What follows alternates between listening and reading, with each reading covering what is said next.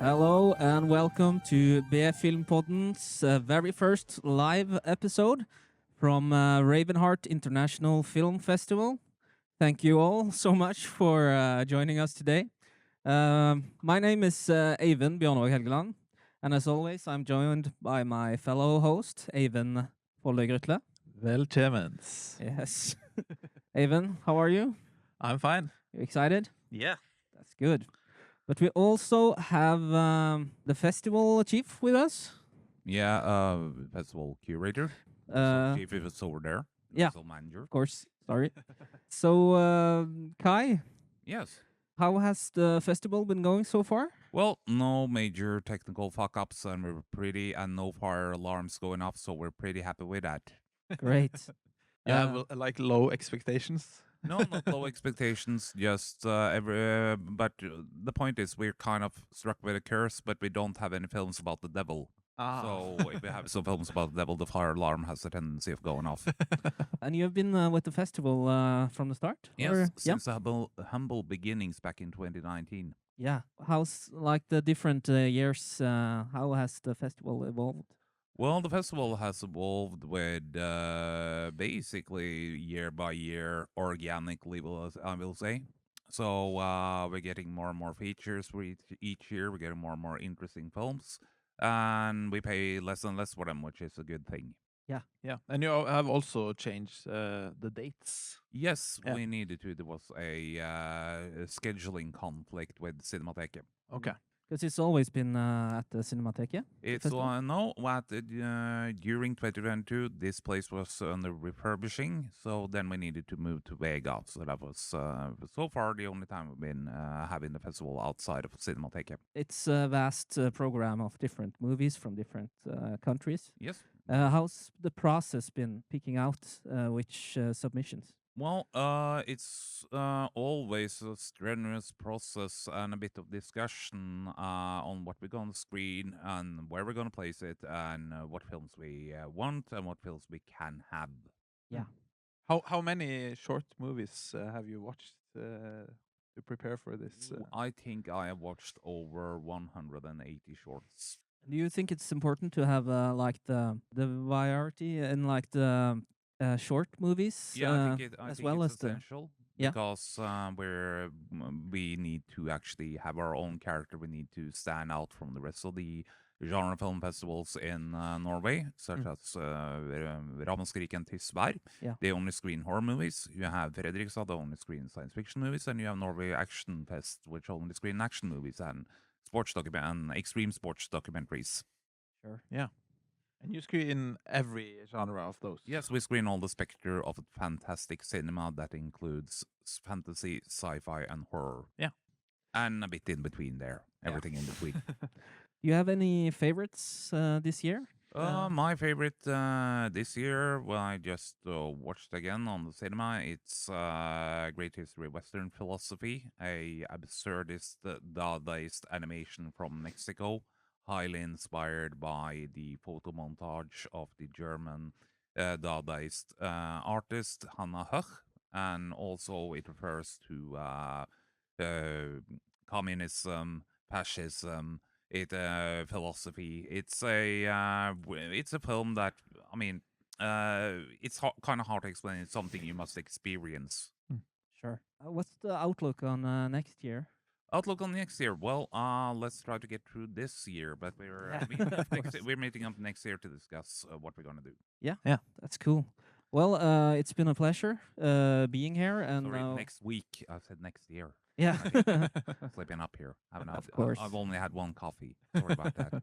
that's okay. Well, it's been a pleasure being here at the festival, watching these amazing movies. Having you guys over here. Yeah. Thank you so much. Thank you so much. So then we'll say thank you to Kai. We usually talk about the movies we've seen lately. Yeah. But the movies we've seen lately right now is, of course, movies right From here at the Ravenheart. festival. Yeah. And the first movie we saw at the festival was Ed Kemper, About the serial killer. about the serial killer. And it's described the horrifying true story of Ed Kemper, a cunning and sadistic serial killer shaped by childhood abuse whose charming facade masks his grotesque obsession with murder, mutilation, and the ultimate act of revenge against the woman who scarred him most, his mother. Yeah, that's a good description, I think. Yeah, it's the description in the festival program. Yeah, what do you have any thoughts on Ed Kemper? Yeah, I liked it. I thought it was a good movie to start the festival with. It was really disturbing, but also kind of funny. That's my main gripe with the movie. It's like it's a bit uneven Yeah. when it switches between like you feeling disgusted and horrified, and also like you just want to laugh. Yeah, yeah. I was a bit skeptical in the beginning of the movie Mm. because of the tone of the movie. Thought it was just gonna go for bad tastes Yeah. all the way, but it kind of won me over after a while. It was pretty well acted by the two leads. Yeah, and that's a hard role to play. I think Ed Sure. Kemper is a really weird guy. Yeah, yeah, yeah. And I had a bit a hard time understanding what the filmmakers were aiming for Yeah. in the tone. For at parts, it seemed like they were going for like a dark comedy style, Mm. but other times they tried to do like some dramatic scenes with his mother. Yeah. And it's like it's a conversation it's worth having about a lot of these movies coming out about serial killer. Mm. Because when you have the main protagonist in a movie, it's hard not to feel sympathy for that person. Yeah. And that can feel a bit exploitative, I Yeah. think. Yeah. Like and with the- also the most disturbing things, the most disturbing scenes, I think, was like the sex scenes, the rape scenes, Yeah. to leave Yeah. almost. But yeah, So yeah, it's like the special effects were and the prosthetics I thought Yeah. was pretty good. and it's a Uh, really low budget film, I think. Yeah, you can sense that in places, especially in like when they're having like a larger groups of people. Yeah. They have like a scene where because it plays out in the 60s, Yeah. so it's like a protest group when they're driving by, and it's supposed to be like a big protest, but it's just like 4 people dressed in like hippie costumes, kind of. Yeah. It's a bit sparse. Yeah. The feeling you get from it. But all in all, I thought it was pretty. I thought it was creative. Yeah. And Interesting. I yeah, think. interesting. They were trying to go for something. Didn't really hit me perfectly with the tone. Yeah. But It was worth watching, I think, if you're into that kind of movie. sure. Well, also we have the second feature we saw. And this was a big divider for the two of Yeah. us because we're usually kind of Yeah. tuned. Yeah, I don't And- think we have in any of our podcasts have we Disagreed. like really disagreed. Yeah. But this one, But this one really Yeah. divided us. yeah, you Uh, almost got angry at me. yeah, I got passionately very confused why you like this movie. Because I was sitting at the end, but just, oh my God, this is so stupid. Even is probably thinking just the same. Yeah. And we get out at the cinema, and you're just like, yeah, I really liked it. Yeah, it was fun. I'm like, What what? kind of guy is this? Who are you? We are, of course, talking about the dangerous animals. Description is when Sapphire, a savvy and free-spirited surfer, is abducted by a shark-obsessed serial killer and held captive on his boat. She must figure out how to escape before he carries out a ritualistic feeding to the sharks below. So the theme for the first day was serial killers. Yeah. Apparently. And yeah, this is an Australian movie about a serial killer who takes tourists, especially women, out to the seas of Australia and Yeah. lowers them slowly down to be fed and killed by the sharks. Yeah, I think that's a good premise. For a movie, Yeah, but, I think so too. I think it had a lot of potential. Yeah. And we have like Jay Courtney. Is that how you say his name? I'm not sure. I don't know. He's known for playing Boomerang in Suicide Squad. Suicide Yeah. Squad, and he was the best part. He was the highlight Yeah. of the movie for me. He really carried the He movie. did a good. He did a good job, I Mm. think. And I have read a little bit about the director, Sean Byrne. It seems like he's quite. His earlier movies have some B-movie aspects to them. Yeah. So I'm like wondering if I if I have had seen some of his earlier movies, maybe I would have another outlook on the movie. Yeah. But my main problem with the movie was, of course, I thought it was trying to aim to be like a mainstream horror flick, Yeah. and it took itself a little bit too serious at times because they were like trying to have like a romantic, dramatic core with the two leads. It got a little too repetitive with the escape attempts throughout the movie. Yeah.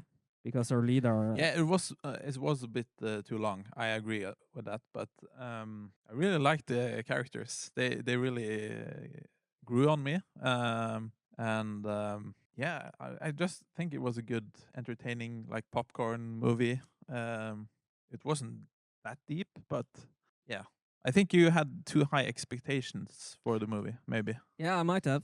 Yeah. Yeah, it might be shaped of like my because I initially liked the thought of a serial killer going out to the seas and Yeah. using sharks. And you So I said thought- you liked the beginning. yeah, I like, was really invested. invested in the beginning, and I totally fell off. The last movie I watched and was my favorite. You unfortunately you didn't have a opportunity to watch it. Yeah. But it was the Irish Frevaka. Frevaka. It's described as a Dublin elder care worker takes a new assignment mere days after losing her estranged mother, where she arrives in a small town. Her patient is less than willing to receive help and seems to be deeply superstitious. As they get to know each other, dark secrets begin to surface as well as strange happenings. Yeah. And this is Irish horror movie, a folk horror movie, which is a genre I'm very fond of.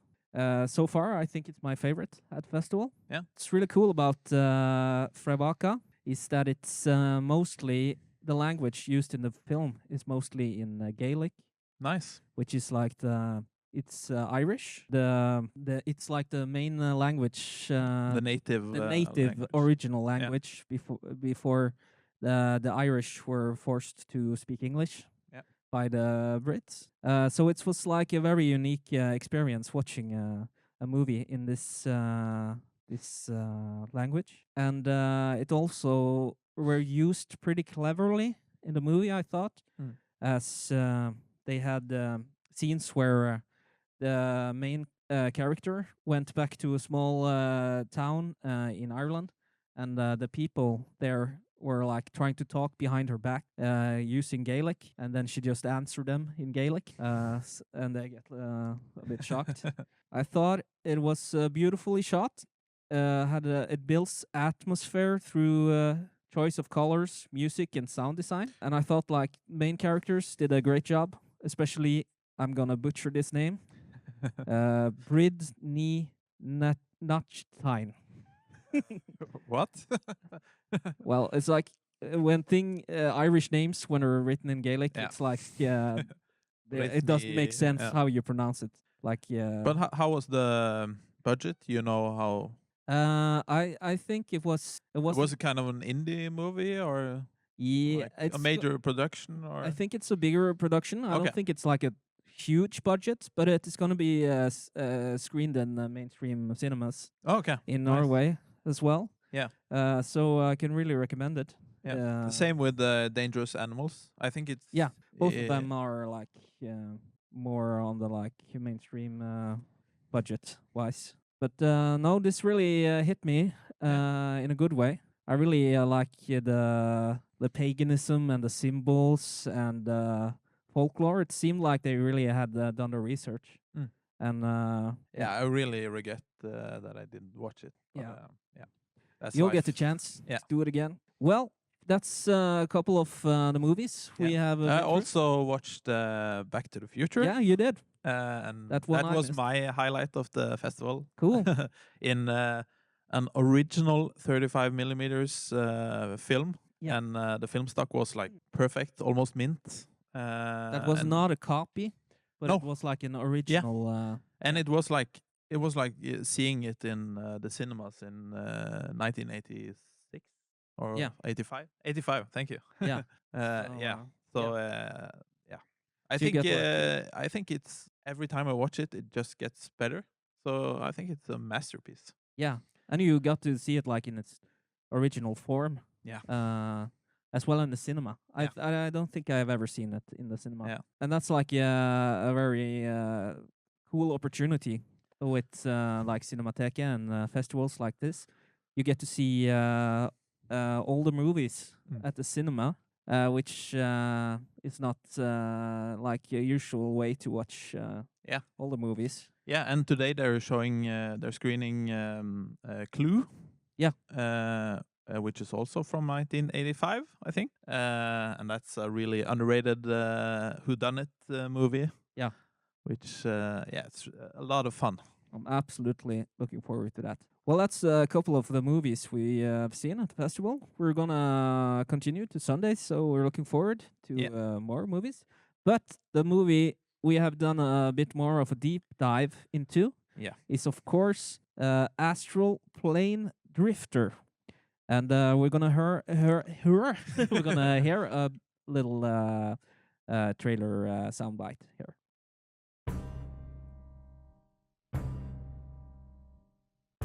The physical realm is in crisis, man. There are forces within and without, draining it of all of its resources, energy, love. To preserve what's left, before it's too late, it will take a man who can rise above and exist between the realms. A drifter.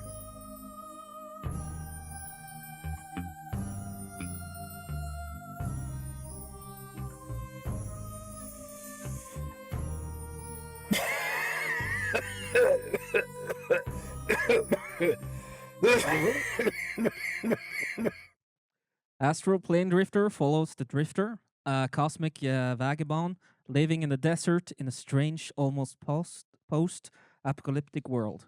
He spends his time meditating, reaching new levels of consciousness, as well as drinking, taking a vast amount of drugs, and fucking around with his best friend. When he meets the waitress Misty, they develop a steamy, short-lived relationship before she is kidnapped by space vampires. There's a lot more villains to take on, and the Drifter heads out to meet them all.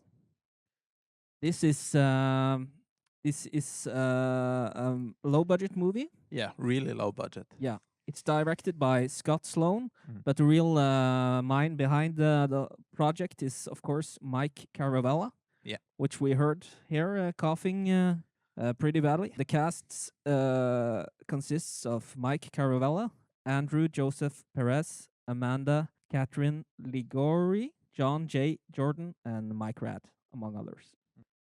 So this is a passion project, and behind the mind of Mike Caravella, he made the script to the movie under the pandemic. Yeah, under the COVID lockdowns. Yeah, because he was working as an actor. Yeah. And of course, there were not a lot of work during the pandemic, so he wanted to do something creative with his time. Yeah, and he had just recovered from tongue cancer. Yeah. So he just like had a major restart in his life, and wanted to do something different, and he started making this short movie, and it was crowdfunded.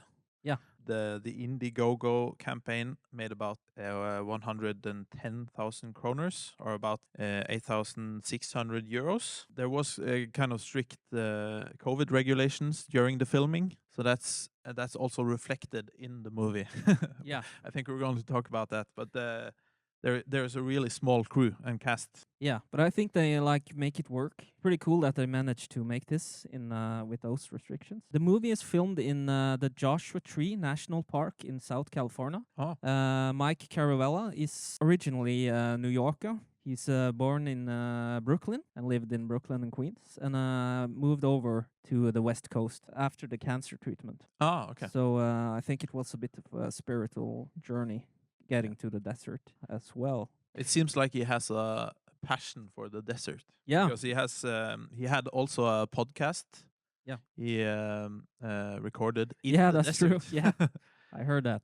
And with Uh, like just some cool friends of him. Yeah. Yeah. He recorded a podcast in the desert, and a lot of the episodes were almost unusable Yeah. because there came like a wind and desert storms. Yeah. But it's a cool concept though. Mm. Might be a little hard for the sound quality, but this is kind of the first version of the Drifter was a short film by the same name in 2022. And I haven't seen that one, but it seems like they're reusing a lot of the footage from that movie. Yeah. And kind of just expanding it into a full feature. Yeah. This time. And Mike Caravella in the movie, he has had a lot of roles, probably more than I found out, but he's A lot of described as- extra. He's been an extra in a lot of movies and Yeah. TV series. Yeah, so it was in Sopranos Yeah. and Superstore. Yeah. Yeah. It's Always Sunny in Philadelphia. Yeah, that's true. Yeah. And the Minx. So he's an established actor. In this movie, he is the writer, he is a producer, the casting director, location manager, as well as starring in it. Yeah, and course. in the original, he's not credited as the director in this one, in the feature-length version. Yeah. But in the short version, he's credited as the director, and it's his passion project, Yeah. basically. So he's even though it says Scott Sloan, I think he's had he's More of the technical stuff. yeah. Maybe. He listed the influences for this movie as Cheek and Chong, Star Trek, 50s, Atomic Age movies, and Fair and Loading in Las Vegas. Yeah. Among a lot of things. I mean, this movie is full of references. And, Yeah. And also spaghetti westerns. I Yes, think. of course. That's a you can't major forget influence. that. What's your first thoughts about the movie? I think it's it's really interesting. It was a lot of fun. Yeah. And the most striking thing for me when it in the beginning was like the cinematography. I Yeah. think of the beautiful Mojave Desert, and there's a lot of walking scenes when he's just walking in the desert, and they're like almost transcendental. I Yeah, think. yeah. Yeah. I think this movie has a really low budget, Yeah. but some of the shots are it looks really good. Yeah. Yeah. And it's also, especially in the beginning, it's shot a lot like Once Upon a Time in the West. Yeah. Which I love. So yeah, and there's a lot of the influences is quite clear, I think. Yeah, I think so as well. I think where you can where the low budget is visible is you can see it more like in the indoor scenes. Yeah. As just like lightning wise, you can see the low budgets coming in, but it's still it's still consistent. But Yeah. And I think the cave where Galaxicon, the main bad guy, yeah, resides. I think it seems a bit small from the outside. Yeah, but it's But, they're absolutely going for like cheesy low it's budget not taking Star itself Trek. too serious, I think. Yeah, So, absolutely. yeah. That's kind of the thing with movies like this. It's like sometimes they're going for cheesy homemade style. Yeah. But I think it's got a lot of like creative spaced out scenes. Yeah. Just like the extremely long romantic scenes between The sex scenes. the sex scenes. Yeah. With literally a lot of legs. Yeah. It's just filmed like a lot of them. You just see legs like in the air. So Yeah, and it doesn't really add up the number of legs and Yeah. hands for two people. I think the special effects are quite good. Yeah. Especially like the computer generated stuff. Yeah. Because you see like some establishing shots of like a diner in like a 50s atomic age style. I think it looks quite good. Has a cool aesthetic and And I think maybe the best special effects in the movie is when Galaxicon electrocutes the nipples of yeah. the Drifter's friend. Yeah, it seems like he has a strange obsession with. I think it's there's a lot of homoerotic vibes in this movie. absolutely. But you get that a lot in B movies as well. So Yeah. fair reference, of course. One of the things I thought about with like the script and writing this movie is that the film really knows what it is Yeah. and what it's going for and who it's trying to reach Hmm. as like a spaced out stoner comedy. Yeah. And in a way, it seems harder to write a script like this, I think, than Yeah. having like such a free flowing kind of story versus a more streamlined narrative. In a way, it's a simple story told in an extremely unusual way. Yeah, that's a good point. Absolutely. And like the major draw in the movie, I think, might be like the pacing, of course. Hmm. But in a way, it's like the point. Yeah. You have these really long, drawn out walking scenes in the desert Hmm. and these fighting scenes. Yeah. With the space It takes a vampires. bit of time before the fighting really starts. Yeah. They just stand there and. But I mean, it's clearly like a reference, homage to like Star Trek fighting. Yeah. Like a guy in a cheap costume. So I think like if you're not familiar with all the references, it Yeah. might be a little more difficult to. Yeah. And everything moves a bit more slowly when you're drugged out, I think. So That's true. That's But part of the I would say it's like a perfect movie for when you have taken some substances. yeah. Not that we're promoting that at all. But no, I thought it was a very enjoyable movie. Yeah. I really enjoyed getting to know Mike Caravella. Yeah. Uh, He seems like watching- a really wholesome guy. I Yeah, he think. seems like a really cool guy Yeah. and hardworking and creative. Mm. So And in the end, there is an obvious reference for Back to the Future. yeah, of course, yeah. And there's hinting to Sequel? sequel. Yeah. And Mike Caravella has already written a trilogy. Yeah, he's written the script for. So sequels. we're looking forward to that. Yeah, I want to see more of the Drifter. Yeah. And I think the most interesting thing about this movie was how deep the lore is. And I said to Beryl when we watched it that I would love to that they made a comic of this out of this universe. I think. I think Yeah. that would work really well. So it's got a lot of potential to, Yeah. and I really hope he continues with this stuff. Yeah. Because he's obviously an established actor, Mm. but I hope he continues as a filmmaker and Yeah. And right now he's traveling around in Festivals. in Yeah. United States and like promoting his movie. He has like this unique distribution strategy where he goes to festivals and shows the movie and sells merch at every movie, and that's how. he shows up in person. Yeah, yeah. and that's I think it's gonna be a wild ride for him, and Yeah. we're really happy for his. we're success. cheering for Mike Caravella. Absolutely. Yes. I think we have been through a Yeah. lot of hair in the festival, and we're looking forward to the next days Yeah. of the Ravenheart. And just say thank you for everyone who showed up today. Yeah. And And thank you for having us. To both Cinemateket and of course Ravenheart. absolutely. You can find us at B-filmpodden at Instagram and Facebook. Follow us there, as well as, of course, Ravenheart. Thank you so much. Ha det bra! Ha det.